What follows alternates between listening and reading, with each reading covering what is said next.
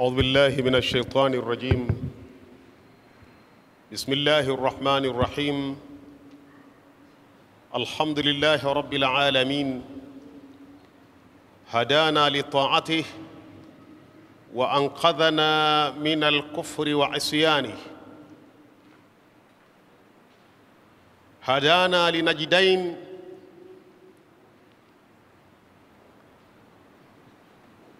إما أن نكون شاكرين لنعمائه أم كافرين لآلائه. وأشهد أن لا إله إلا الله وحده لا شريك له، وأشهد أن سيدنا محمدًا عبد الله ورسوله، صلى الله عليه وعلى آله وصحبه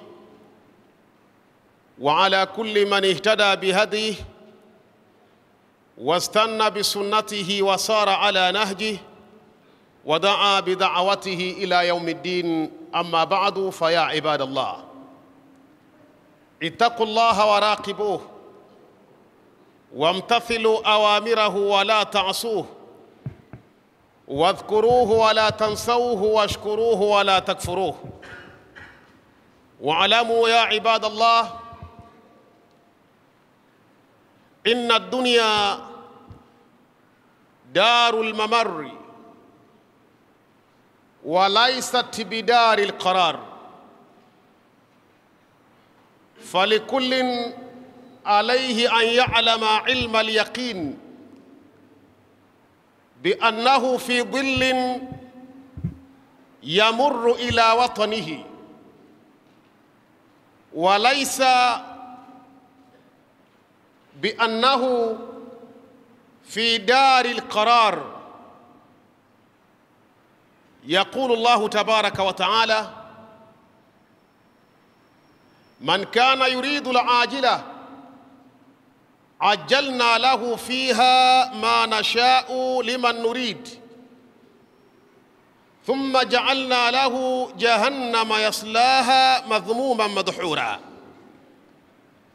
ومن أراد الآخرة وسعى لها سعيها وهو مؤمن فأولئك كان سعيهم مشكورا. كلا نمد هؤلاء وهؤلاء من عطاء ربك وما كان عطاء ربك محظورا. صدق الله العلي العظيم وبلغ رسوله النبي الكريم.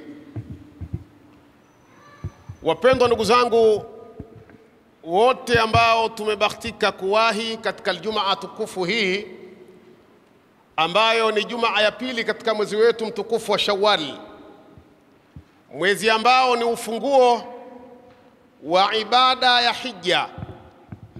Hija ina miezi maalum, ambapo mwezi wake wa kwanza ni Shawwal, wa pili Dhulqaada, wa tatu Dhulhijja, ashirul awail min Dhulhijja, masiku 10 ya mfungo tatu.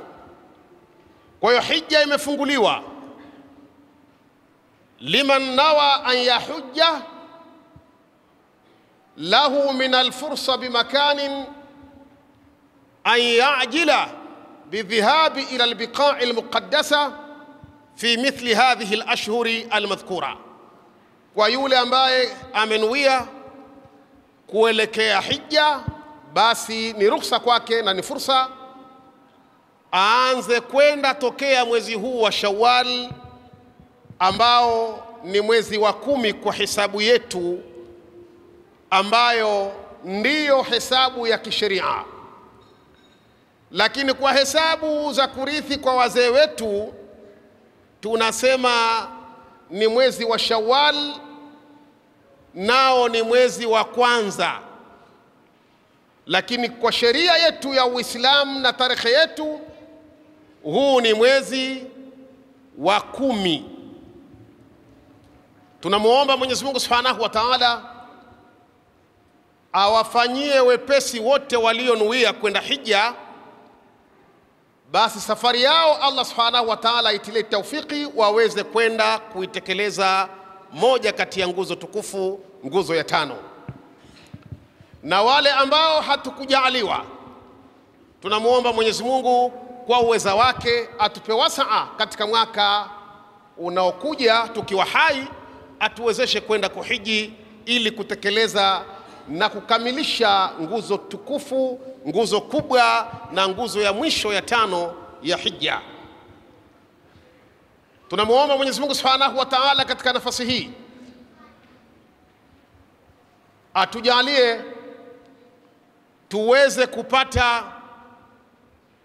afya iliyokuwa njema, atuepushe na maradhi, na tunamuomba vile vile awaponye ndugu zetu wagonjwa walioko hospitalini na warahamu ndugu zetu waliotangulia mbele ya haki, awasamehe madhambi yao. Rehma na amani zimfikia mtume wetu Muhammad sallallahu alayhi wasallam. Ndugu zangu, unwani ya khutba yetu ya leo anatupa mwenyewe mtume sallallahu alayhi wasallam, ad-dunya ra'su kulli khati'ah, dunia ni kichwa cha mabaya yote. Na kwa lugha ya kimji twasema dunia ni uwanja wa fujo. Lugha ya kimji kwamba dunia ni uwanja wa fujo, nayo ni hadithi ile ile ya mtume sallallahu alaihi wasallam kwamba dunia ndiyo kichwa cha mabaya yote. Ndugu zangu Waislamu, tuanze na aya nambari 18 suratul Isra. Allah subhanahu wa ta'ala anasema, man kana yuridu al-ajila ajjalna lahu fiha ma nasha, yoyote anayetaka ajila, haraka, ambayo ina maana ya dunia, anayetaka dunia. Dunia unapoitaka ina maana unaharakisha kuitaka dunia, na wengi wenye kutaka dunia hawana mswalie mtume, ni watu wa kuwahi kuipata dunia kuliko watu wanavyowahi katika kuitaka akhera. Hata yule mcha Mungu basi anaiendea akhera katika sura ya kawaida, lakini dunia watu wanaiendea kwa haraka. Ndiyo maana Allah subhanahu wa ta'ala akasema man kana yuridu al-ajila, hakusema man kana yuridu dunya, yule anayetaka haraka, anayetaka dunia. Allah anasema tufanyaje? Ajalna lahu fiha, sisi twamuharakishia kile anachokitaka, ma nasha, kwa kile ambacho sisi twataka akipate, twamuharakishia. Lakini haraka hii na kuharakishiwa huku nini mafikio yake? Huwezi ukaiharakia dunia kwa haraka ya matamanio, kwa haraka ya mifumo ya kibinadamu ukaenda salama. Allah anasema utapotea. Sasa ajalna lahu fiha manasha liman nurid, kwa tumtakaye. Kuna mtu anaitaka dunia aipate haraka, Mungu hampi kwa kumhurumia. Lakini yule anayetaka aipate haraka, thumma ja'alna lahu jahannama yaslaha madhmuma madhura, kisha kinachofuata tunamuingiza katika jahannam madhmuman, hali ya kuwa ni mtukanwa, mtusiwa, mlaaniwa, madhuhuran, hali ya kuwa ni mal'un, anaingia jahannama katika sura hii. Kwa nini basi tumekuja na unwani hii? Ulimwengu ni uwanja wa fujo. Ndugu zangu Waislamu, mabaya yote hufanyika katika uso wa ardhi duniani, na kwa sababu yanafanyika ndani ya uso wa ardhi, Mwenyezi Mungu aliyajua. Alipowaumba wanadamu akawaletea miongozo sambamba na mitume alayhimus salatu wassalam, ili sasa yale makosa kwamba dunia ni uwanja wa fujo, wao wasiwe hivyo, watembee wifqa manhajillah, katika wifqi wa mpango mzima wa Allah subhanahu wa ta'ala, katiba yake. Mwenyezi Mungu akatuletea vitabu, arsala ilaina rusulan wa anzala alaina kutuba, ametuletea mitume na akateremsha juu yetu vitabu. Vitabu vile vinatuongoza tupiteje kwenye uwanja huu wa fujo. Na akamwambia mtume wetu Muhammadin, yeye akiwa wa kwanza, thumma ja'alnaka ala shari'ati min al-amri fattabi'ha, kisha sisi Muhammad tumekuweka juu ya sheria, fuata sheria.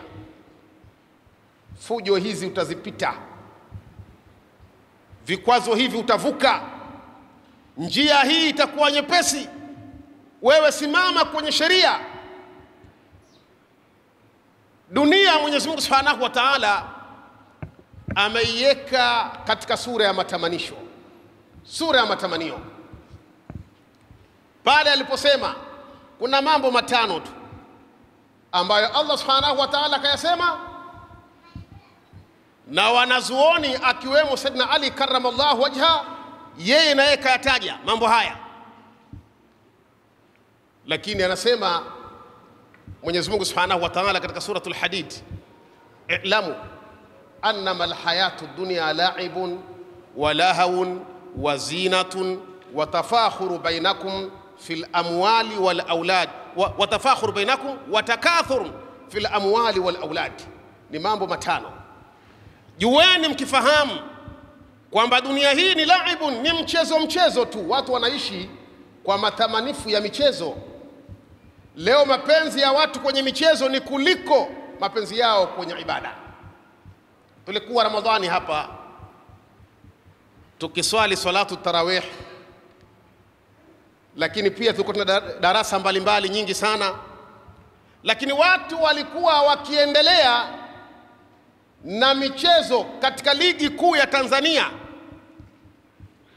Palikuwa siku panachezwa mpira wa Yanga au Simba, tarawehe zinakosa wafuasi, watu wanapotea. Unatoa mawaidha hauoni mtu, unashangaa mpaka baadaye unasikia kuna shangiliwa. Ala, kumbe kuna mpira, watu wanakwenda kule. Laibu ni michezo. Huu ni mchezo wa mpira tu, lakini iko michezo mingi ambayo watu michezo ile nafsi zao zimefungamanika na michezo ile. Wanapenda kwenda kwenye karata, kwenda kwenye bao, kwenda kwenye dhumna na mfano wa hayo. Ni michezo tu. Walahun, na mambo ya kipuzi. Yuko tayari mtu akeshe kwenye porojo, yuko tayari mtu akeshe kwenye vikao vya porojo, pasemwa watu, pazungumzwa heshima za watu, wanadhalilishwa watu, wanapondwa watu, hakuna faida hata kidogo, lahaun. Lakini sambamba na hayo mawili, wazina, mapambo, kujifahari watu na majumba wanayojenga, kujifahari watu na magari waliokuwa nayo, kujifahari watu na mavazi, kujifahari watu wa kadha, ili muradi kwamba ni zina. Watafakhuru bainakum, na kujifaharisha, mimi nina mali sana, mimi nina watoto wengi, mimi nina gari nzuri, mimi nimejenga nyumba si ya kawaida, hapana Tabora leo nayo. Ili muradi haya ndiyo mambo ya dunia. Watakathurun fil amwali wal auladi, na kujifaharisha kwa wingi wa mali, mpaka mtu anakwenda kuingia kabrini yuko anajifahari na mali, na mali hii bora ajifahari nayo kwa kufanya kheri. Yuwajjihu amwalahu fi wujuhi alkhairi, anaielekeza katika njia za kheri. Yunfiqu as-sadaqati ala al-fuqara wal masakin wal aitam, anaipeleka huko mali yake. Lakini wapi? Alhaakumut takathuru hatta zurtumul maqabir kalla sawfa ta'lamun thumma kalla sawfa ta'lamun. Kumewashughulisheni mno kujilimbikizia mamali, atakathuru, wingi wa mali, hatta zurtumul maqabir, paka hamadi, mmeingia makaburini. Mtu Hamadi anaingia kaburini, ndiyo ya Allah, ningelifanya hili, ningelitoa hapa. Ndugu zangu Waislamu, hakuna nafasi nzuri kama nafasi una mali, la takhsha alfaqra, hauhofu fakiri, alafu mali ile ukaitoa kwa ajili ya Allah subhanahu wa ta'ala na kutafuta radhi zake na za mtume wake Muhammadin katika njia za kheri. Wapendwa ndugu zangu Waislamu, hii dunia mambo yake ni haya matano. Allah anapigia mfano, kamathali ghaithin a'jaba al-kuffara nabatuhu, mfano wa haya yakiwa yamestawi kwa mmoja wetu ni kama mfano wa mvua. Ghaithin, mvua nzuri. Waarabu mvua wameitaja kwa majina mengi, lakini majina maarufu ni matar na ghaith. Matar ni mvua ya balaa, wa amtarna alaihim matara, kama alivyofanya watu wa Luti, tukawanyesheleza juu yao mvua ya balaa. Lakini ghaithan ni mvua ya neema. Allahumma aghithna ghaithan, aghithna ghaithan mughithan hani'an mari'an ghadakan tabaqa, mvua nzuri ambayo tunaiombea dua. Hatusema Allahumma amtir alaina matara, la, Allahumma aghithna, tunaomba mvua iliyokuwa njema. Sasa kamathali ghaithin, kama mfano wa mvua nzuri, a'jaba al-kuffara nabatuhu, wale makufari wamestaajabu ile mimea. Mvua nzuri, mimea imeshamiri, imestawi. An-nabatatu tasurru nadhirin, mimea inafurahisha wenye kuangalia wakapita. Mambo yamenyooka, jamaa anatamania kwenda kuvuna, si muda mrefu. Thumma yahij, tahamaki, ile mimea inanyauka, kama ilivyotokea hapa si muda mrefu, ndani ya miezi hii miwili.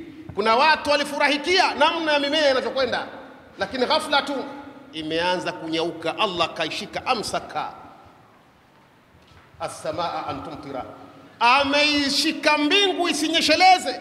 Watu wakawa na haha, wanaangamia, wanalalama, wamepoteza mali, wamelima, wameweka wafanyakazi, wamenunua pembejeo. Thumma yahij, gharama zinanyauka, pesa zimepotea, watu wamefanya kazi. Thumma yahij fatarahu musfarra, wanayaona mahindi yamepiga umandano, yamepiga umanjano mahindi, mipunga yanyauka. Thumma yakunu hutama, kisha inakuwa mabua, mabua matupu. Anakwenda mtu kuvuna mabua afanye chakula cha ng'ombe, mahindi hakuna tena. Anasema huo ndio mfano wa wanadunia, mfano wao ni huo, yanastawi maisha kama vile mahindi, kama vile mpunga unastawi. Ghafla tu bimvupu yahij, maisha ya watu wangapi yamenyauka leo tuwayaona hapa. Watu walikuwa wana pesa, watu walikuwa mabwana, watu walikuwa falme. Thumma yahij, wananyauka, wamekuwa kama mabua tu, hawana thamani mbele za watu. Shekhe wangu akisema hasikilizwi. Alikuwa ni mtu mkubwa, akipita watu wanasimama, akisema watu wanasikia, hana sauti tena. Mafqudu sauti fil mantaqa, mji wake sauti imepokwa, hana sauti. Yule yule, jina lile lile, kabila ile ile, lakini sauti hana. Yahij, maisha ya watu mangapi yamenyauka, yamekuwa kama mabua. Allah anasema bado haitoshi, wa fil akhirati adhabu shadid, akhira kiboko ya adhabu kali na msubiri. Lakini kule akhira, wa maghfiratun min Allah, kuna maghfira kwa wale wanaojitambua, na si maghfiratu msamaha, bado kuna waridhiwanu, radhi. Hakuna kitu kikubwa kila siku nasema kama kuridhiwa.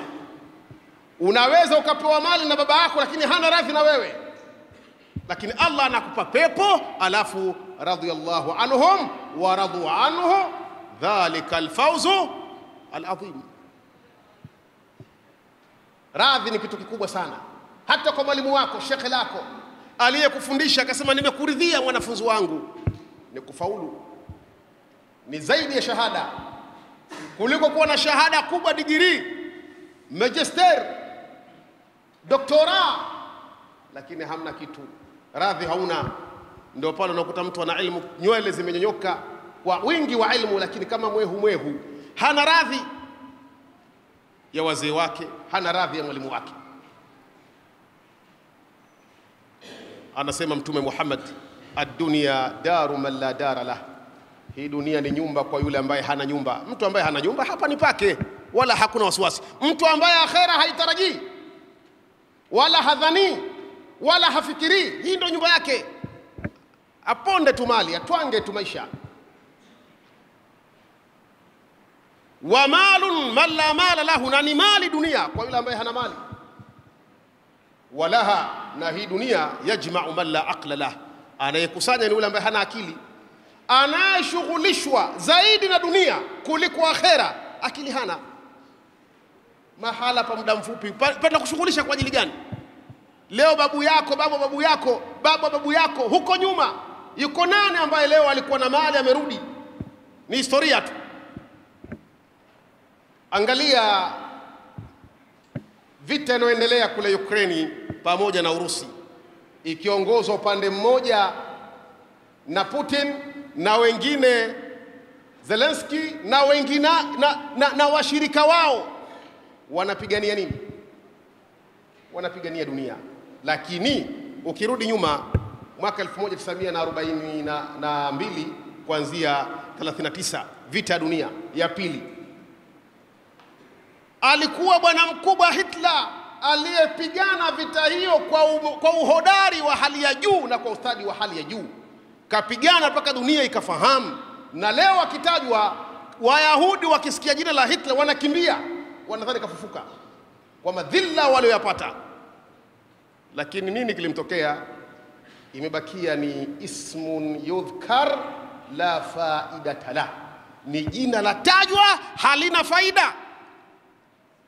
Mfano ule umejirejea, na eneo lile limejirejea. Vita ile ilikuwa ni Ujerumani, ni Europe hiyo. Alipigana, alianza kuiteka Ufaransa, akaingia London, lakini baadaye aliona akaimalize. Inaitwa al-Ittihad Sovietia kwa Kiarabu.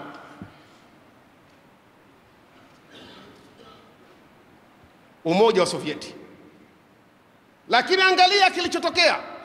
Aliacha kupigana katika bara la Europe, akaenda kule kupigana, kule ndiko alikushindiwa. Na leo yameanza hayo, dunia inahangaika kwa watu wanaopenda dunia. Watu wanadhalilika, watu wanaumia, hawana hatia, mpaka nchi fakiri kama hizi zinalalama. Inafika mahala maisha yamekuwa magumu kweli kwa watu wanaopigania dunia. Nini kinapiganiwa? Ni mipaka, ni ukubwa. Ndiyo masdar ya hadhihi alharb au hadhihi alghazwa, ndiyo chanzo cha vita hiyo, hakuna chingine. Watu wanapigania usalama wao kana kwamba hawatokufa, maeneo yao, watu wanapigania hayo, lakini wanaolalama ni wengine. Wama lakum la tuqatiluna fi sabilillah walmustad'afina min ar-rijali wan-nisa'i wal-wildan alladhina yaquluna rabbana akhrijna min hadhihi al-qaryati adh-dhalimi ahluha waj'al lana min ladunka waliyan waj'al lana min ladunka nasira. أقول قولي هذا وأستغفر الله العظيم لي ولكم فاستغفروه يغفر لكم إنه هو الغفور الرحيم وادعوه يستجيب لكم إنه هو البر الكريم. الحمد لله والصلاة والسلام على رسول الله وآله وصحبه ومن والاه وبعد. يقول الله تبارك وتعالى: زين للناس حب الشهوات من النساء والبنين والقناطير المقنطرة من الذهب والفضة والخيل المسومة والأنعام والحرث ذلك متاع الحياة الدنيا والله عنده حسن المآب. Wapendwa ndugu zangu Waislamu, kama ambavyo nimezungumza, kinachotushughulisha ndani ya dunia hii ni mambo matatu, ni fahari. Leo watu wanapima silaha katika nafsi za binadamu. Watu wanatengeneza silaha katika kuwateketeza walimwengu, wanadamu. Hasa wanadamu, walimwengu wako na wanyama, lakini wakusudiwa ni wanadamu. Ndugu zangu, ni jambo la hatari. Almamlaka Arusia, raisi wa Urusi na wale majemedari wake wakubwa wametengeneza ndege inaitwa Yaumul Qiyama, siku ya kiyama. Ndege hiyo haipo katika nchi yoyote, na wametengeneza ndege 5 tu, na zikitoka hapo kwamba zinataka sasa mambo yamekuwa magumu zitoke, dunia hakuna. Yaumul Qiyama. Hao ni wanadamu wanatengeneza haya kwa sababu ya dunia. Wapi pa kuelekea? Wapi pa kuelekea? Aina tadhhabun? Alaina an natawajjaha ila Allah subhanahu wa ta'ala. Tuelekee ndugu zangu kwa Mwenyezi Mungu. Hakuna mahala pa kwenda, ni kwa Allah subhanahu wa ta'ala. Leo unapokaa hapa unaona mambo ni kawaida kwa sababu hawaja kufika. Wale watu wa Ukraine hawakuyatarajia yanayowakuta. Lakini wao wakati ule wa Waislamu Libya, Palestina na maeneo mbalimbali wanadhalilika, walikuwa na wao wanaangalia television, wanaona kama ni historia na kuwaona wale kama ni watu wabaya. Lakini Mwenyezi Mungu Subhanahu wa Ta'ala muqallibul qulub wa muhawwilul ahwal, anabadilisha hali. Yamerejea katika sura ile. Anasema Imamu Ali kumwambia Ammar ibn Yasir, la tahzan ala dunya fa inna dunya 6 ashya. Usihuzunike juu ya dunia. Dunia ni mambo 6 tu. Mambo 6 tu. Maakulu ni kula tu, wa mashrubu na kunywa, wa malbusi kuvaa, wa mashmumi bukhuri hizi uturi kujipuliza manukato, wa markubu na magari haya, mwisho wa mankuhu kuoa. Hiyo ndo dunia. Hakuna la zaidi shekhe wangu. Wewe hata ufanye nini umuasi Mwenyezi Mungu, utaishia kwenye kula, utaishia kwenye kunywa, utaishia kwenye kupiga mapafyumu, utaishia kwenye kupanda gari sana. Ndio utajiona wewe mfalme, umenunua V8, umechukua Prado, umechukua BMW. Sasa wewe ndio unaona umemaliza. Hauna la zaidi. Hauna la zaidi. Mwisho wa siku utakuwa unaoa tu, mara mke wa kwanza, wa pili, mpaka wa 4. Na wale wasomcha Mungu na vimada 20. Kila mkoa na kimada. Ndio shughuli ya dunia. Ndio haya yanotushughulisha duniani. Hakuna la zaidi. Anamwambia la tahzana ala dunya ya Amari, usihuzunikie dunia. Hakuna la zaidi. Allah sasa umri gani katika yote hayo? 60, 70. Amaru ummati baina 60 wa 70 wa qalilun ma yujawizuhunna. Umri wa umati wangu ni kati ya 60 na 70, wachache wanavuka hapo. Wewe umo? Ushafika 60? Ushafika 70? Na kama umefika, una muda wa nyongeza. Ndani ya uwanja wa mpira dakika 90 zimekwisha. Ni muda wa nyongeza ndio unaendelea nao. Usijifahari katika hilo. Tumebakia tu kazi yetu, tunashindwa malezi ya watoto. Dunia imetuelemea. Tumeshindwa kulea familia. Wake zetu wanafanya wanaoyataka. Leo kila nyumba ya Muislamu hakusoma Qur'ani. Watu wanashinda kwenye televizi. TV haya ni musalsalat. Min tulu' al-fajr ila ghurubi shams. Wengine toka linaza jua. Watu baada kuswali wanaangalia, na mmewekewa filamu za kila aina. Watu wanaangalia paka usiku. Watoto hawana maadili wanayopata katika musalsalati. Watu wanaona ni sawa, baadaye anawaharibikia, alafu wanakaa wanaitusi dunia. Kama alivyosema al-Imam Shafi'i, nu'ibu zamanana wala aibu fina, wama li zamanina aibun siwana, nahju dha zamani bighairi dhanbin, law nataqa zamanu lana hajana, walaysa dhi'bu ya'kulu lahma dhi'ba wa ya'kulu ba'duna ba'dan ayana. anasema tunaitusi sisi zama hii kwamba zama hizi sizo, ndio zile zile, ndio zile zile. Mbona aliyofanya Hitler kipindi kile yamerudi tena? Zama ni zile zile, wanaoyaleta ni watu. Zama ni zile zile. Mtoto wako kama amekuwa haribikia, basi elewa ni wewe ulioharibu, sio zama. Na 1 jumlisha 1 ni 2, kwenda 2 itakuwa 4, ukiongeza 2 pale, kwamba wewe, mimi na mwingine tunatengeneza kizazi hicho kibaya.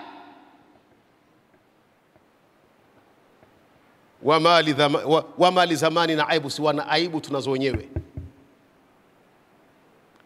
Tunaitusi zama hii, nahju dha zaman, watu wanaitukana izama, anaitusi. Lau nataqa zamanu lana hajana, kama hii zama ingelikuwa mwanadamu ingetutukana zaidi sisi kuliko tunavyoitukana yenyewe. Kwa sababu sisi ndio wakosa, sio yenyewe. Walaysa dhi'bu yaakulu lahma dhi'b, mbwa mwitu hali nyama ya mbwa mwitu. Wa yaakulu ba'duna ba'dan ayana, sisi wenyewe wanadamu tunalana mchana hadharan. Leo ukitembea usiku, bora uone simba, unaweza ukapata ushujaa wa kukatiza njia ile kuliko kumuona mwanadamu mwenzio. Unaweza ukaanza kujiharia, ukafanya mambo ya ajabu, kwa sababu mwanadamu anatisha. Mifumo ya maisha tumeibadilisha mpaka tunaogopana. Leo kuna kila aina ya watoto walioharibika, walianza chokora, imekuja panyarodi, imekuja sijui wengine ndio siasa kali, imekuja wengine sijui inaitwa majina ya kila aina ya watoto tunaowazaa wenyewe. Watu wanakabwa na watoto wao. Tumeharibu malezi, tumekuwa ni watu wa kulalama. Uislamu tumeuchukua kama vile ni sura tu ya kofia na kanzu. Maadili na ikhlasu na ukweli katika dini hatuna. Mwenyezi Mungu atunusuru, lakini lazima tujinusuru wenyewe. In tansurullaha yansurukum, mkimnusuru Mungu kwa kuyasimamia ya kwake, naye atakunusuruni. Tuko mbali na ya kwake, ndio maana katuachia. Hatuwezi kuwa salama kama hatusimama na mambo ya Mungu, tukayapunguza ya kwetu. Allah subhanahu wa ta'ala aiongoze dini yetu ya Uislamu na kuwaongoza Waislamu popote walipo, na kuwanusuru wanyonge popote walipo, ambao wanatwezwa na wenye nguvu za kimali, za kivyeo na za kiilmu.